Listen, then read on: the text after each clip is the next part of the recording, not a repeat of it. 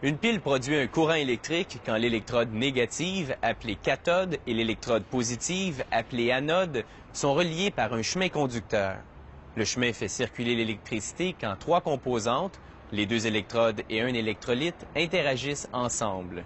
Voilà qui permet d'alimenter les appareils à piles comme les baladeurs et autres articles branchés.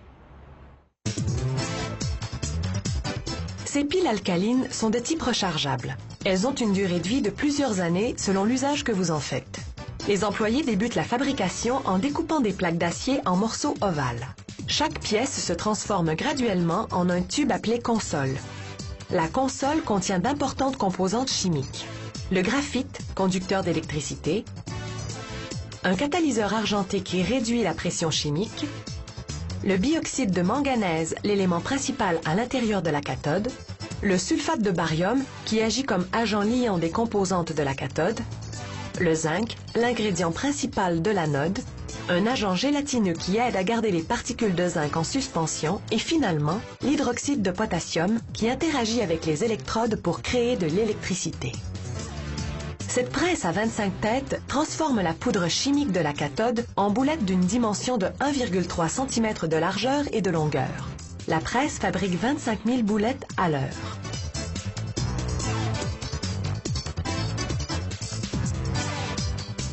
Cette machine, appelée une presse à console, insère 3 boulettes dans chaque console, en raison de leur fragilité. 3 petites boulettes se manipulent plus aisément qu'une grosse. Voici cette opération au ralenti.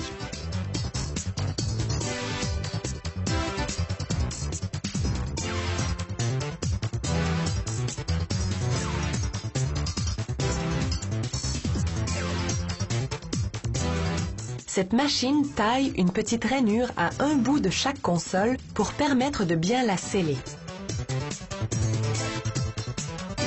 Ces rondelles de plastique tiennent les consoles fermement pendant que ces becs enduisent un scellant sur le dessus. Cela deviendra l'extrémité négative de la console. La prochaine étape consiste à découper un rouleau de papier en petites lèzes. Ces lèzes servent de séparateurs. Elles ont des trous microscopiques qui permettent la circulation des ions, des molécules chargées d'électricité, entre la cathode et l'anode. Cet appareil applique un peu de colle chaude sur le séparateur maintenant enroulé et scelle l'extrémité positive du tube de papier. Pendant que les consoles sont transportées sur ce chariot, la colle se refroidit et durcit en l'espace d'1 minute et demie.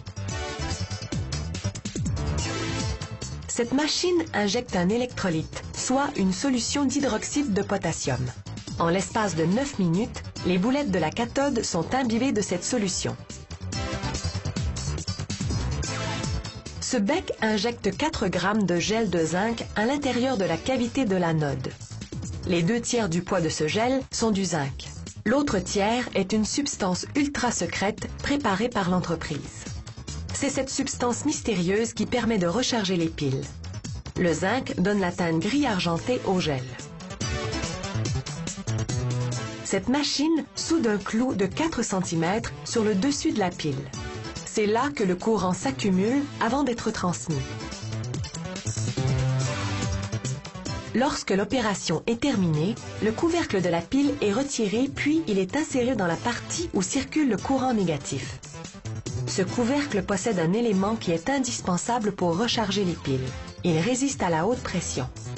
Mais en cas d'une surchauffe électrique ou d'une chaleur torride, un petit trou de ventilation empêchera la pile d'exploser.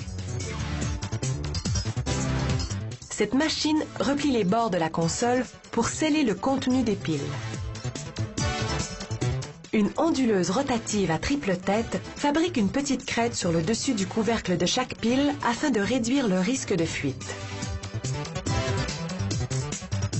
Chaque pile est branchée pendant 200 millièmes de seconde sur ce testeur électrique.